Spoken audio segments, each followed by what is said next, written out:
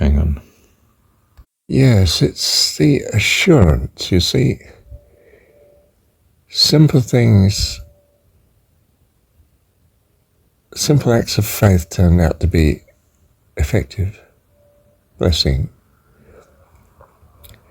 It gives you a confidence to attempt more of similar or steps of faith rather than what was hoped to be reliable reasoning, but is not too reliable if you're not sure what your premises should be. But you have more confidence now because of experience of trusting God, say.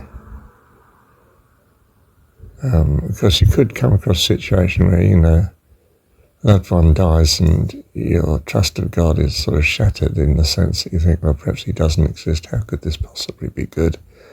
He's let it happen, or he doesn't exist, and now the possibility of no God is looming large. Your assurance is gone.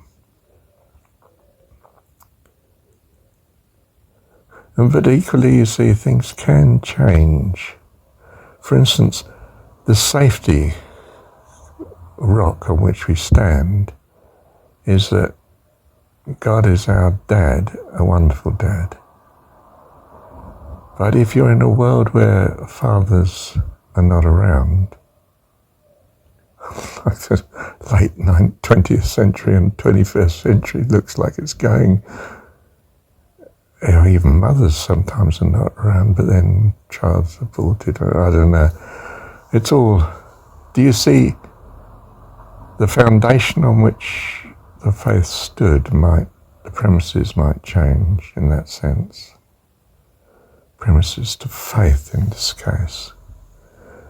There is no experience in the population of good and bad fathers, because fathers is just a totally discounted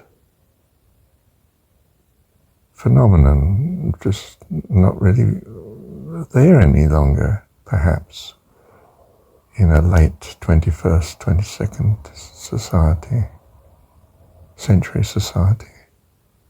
Do you see? In which case you need the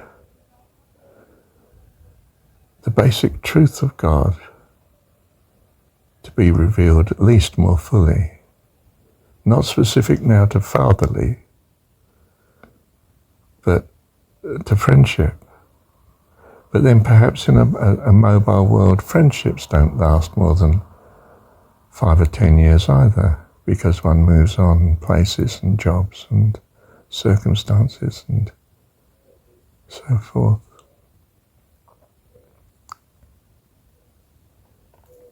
There may be a safety thing built into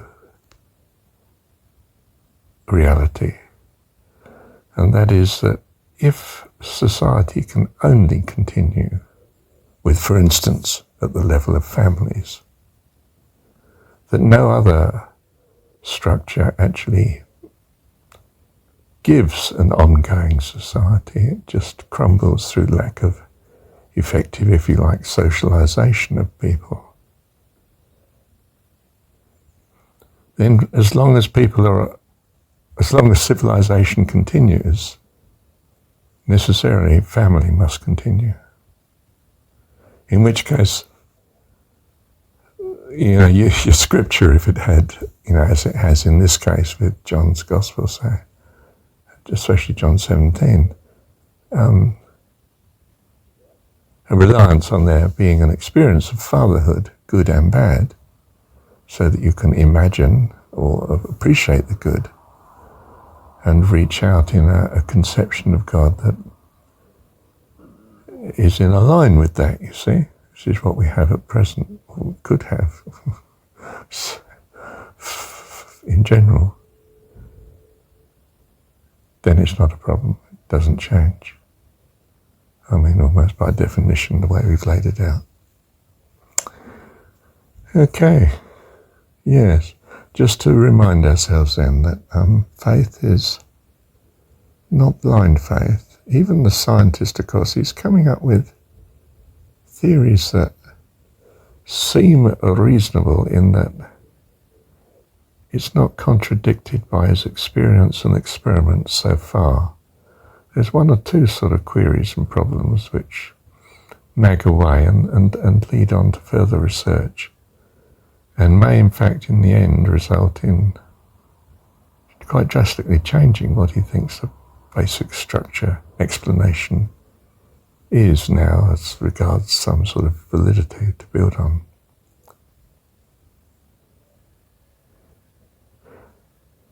So, what happens in conversion is quite a major change. To want God to exist compared to not wanting.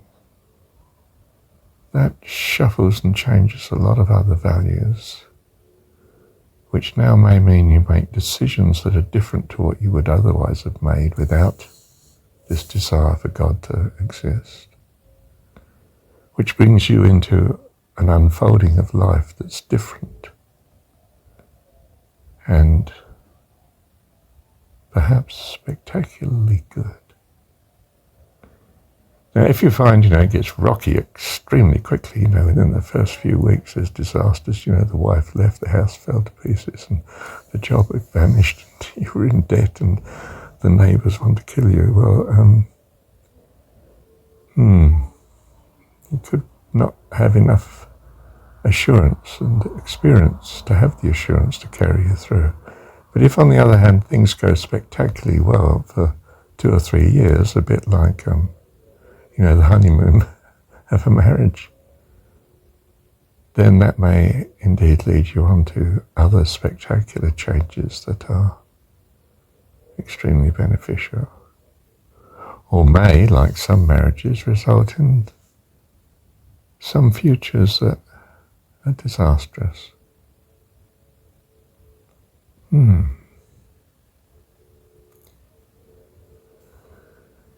Well, religion's a guide to us here. It's made great effort in many churches and sermons to ensure that you don't step too wildly into the future in a recklessness. So they want to stick close to the firm foundation, and conservatism therefore sets in quite quickly.